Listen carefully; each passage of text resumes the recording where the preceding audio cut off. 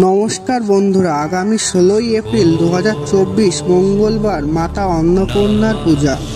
আর এই অন্নপূর্ণা পূজার দিন আপনি যদি কিছুটা পরিমাণ চাল বাড়ির এই বিশেষ একটি নির্দিষ্ট জায়গায় আপনি তুলে রাখতে পারেন, তাহলে মায়ের আশীর্বাদ ও কৃপায় আপনার কখনো অন্নের অভাব হবে না। আজ আমি এই বিষয় নিয়ে আলোচনা করব যে আমাদের প্রত্যেকের জীবনে অত্যন্ত জরুরি। আগামী মঙ্গলবার অর্থাৎ 16ই এপ্রিল 2024 মাতা অন্নপূর্ণার পূজা। বন্ধুরা, এই পৃথিবীতে খাদ্য সরবরাহ করা হয় শুধুমাত্র মা অন্নপূর্ণার কাছ থেকে, তাই রান্নাঘর মা অন্নপূর্ণার স্থান ধরা হয়। এমনটা বিশ্বাস করা হয় যে মা অন্নপূর্ণার পূজায় এবং খাবারের প্রতি শ্রদ্ধাশীল ব্যক্তিকে কখনোই ক্ষুধার্ত থাকতে হয় না। তাই আজকের দিনে বাড়ির মহিলাদের এবং খাবারের বা অন্নের কখনো অপমান করা উচিত নয়। বন্ধুরা, আজকের দিনে কোনো অবস্থাতেই খাবার নষ্ট করবেন না। যতটুকু আপনি খাবেন ততটুকু পাতে নিন। আজকের দিনে যদি বাড়িতে খাবার নষ্ট হয় তাহলে মা অন্নপূর্ণা এতে অত্যন্ত রুষ্ট হন। দ্বিতীয়ত বন্ধুরা, যেহেতু রান্নাঘর মা অন্নপূর্ণার বাস, তাই রান্নাঘর অবশ্যই পরিষ্কার পরিচ্ছন্ন রাখুন এবং রান্নাঘরে অবশ্যই সামান্য গঙ্গা জল ছিটিয়ে দিন। বন্ধুরা, এ বিষয়টি নিশ্চয়ই আপনারা জানেন যে রান্নাঘরে আমরা সাধারণত একটি পাত্রে চাল রেখে থাকি। আজকের দিনে আপনার চালের পাত্র চাল ফুরিয়ে যেতে দেবেন না। বন্ধুরা, দেবী অন্নপূর্ণা পূজার দিন অন্যতম কাজ প্রসঙ্গে শাস্ত্রে বলা হয়েছে, এই দিন যদি দুস্থ বা অভুক্ত মানুষকে অন্ন বা চাল দান করা হয় বা কোনো গরিব মানুষ, ব্রাহ্মণ অথবা অভুক্ত মানুষকে যদি ভোজনের ব্যবস্থা করা হয় তাহলে মা অন্নপূর্ণা এতে খুবই প্রসন্ন হন।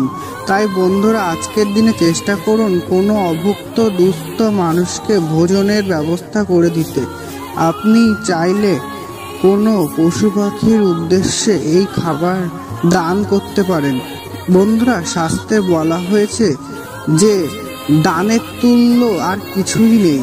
দান যদি ঠিকমতো করা হয় তাহলে সৌভাগ্যকে জয় করতে খুব বেশি সময় লাগে না।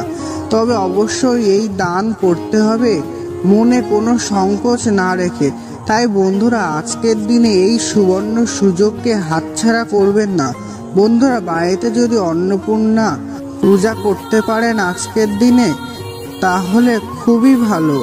আর যদি কোনো কারণে মা অন্নপূর্ণার পুজো নাও করতে পারেন তাহলে কেবলমাত্র এক মুঠো চাল আজকের দিনে একটি লাল বা হলুদ কাপড়ে পুঁটলিতে বেঁধে মা অন্নপূর্ণার পায়ের কাছে রেখে দিন।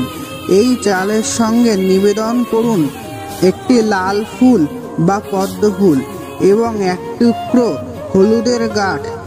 এই তিনটিকে একসঙ্গে একটি লাল বা হলুদ কাপড়ের ভেতরে রেখে মায়ের চরণে রেখে দিন। বন্ধুরা, বাড়িতে যদি মা অন্নপূর্ণার ছবি না থাকে তাহলে মা লক্ষ্মীর ছবি বা মূর্তির চরণে এই ক্রিয়াটি করা যাবে। বন্ধুরা, আজকের দিনে পারলে অবশ্যই করুন।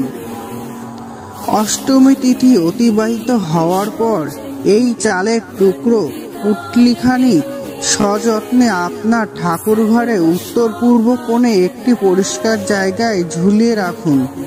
এই কাজটি আপনারা যদি মা অন্নপূর্ণার উদ্দেশ্যে যদি করতে পারেন তাহলে জীবনে কোনো দিন অন্নের অভাব হবে না। হে দেবী অন্নপূর্ণা, তুমি আমাদের সুস্বাস্থ্যযুক্ত ও বলকারী অন্ন প্রদান করো। দিন দুঃখী ও অভাবের মানবদের তাদের প্রতি কৃপা দৃষ্টি দাও। দ্বিপদী মানুষ, পরিবারের ও চতুষ্পদী প্রাণী সমস্তদের জন্য অন্ন, বল ও পরাক্রম প্রদান করো। তোমাকে কোটি কোটি প্রণাম। বন্ধুরা, এই কথাগুলি আজকের দিনে একবার হলেও মুখে বলুন। দেখবেন মা অন্নপূর্ণার আশীর্বাদে কখনো অন্নের অভাব হবে না। আশা করি দর্শক বন্ধুরা আজকের ভিডিওটি আপনাকে অনেক সমৃদ্ধ করেছে। ভিডিওটি ভালো লেগে থাকলে লাইক সাবস্ক্রাইব করবেন। ধন্যবাদ।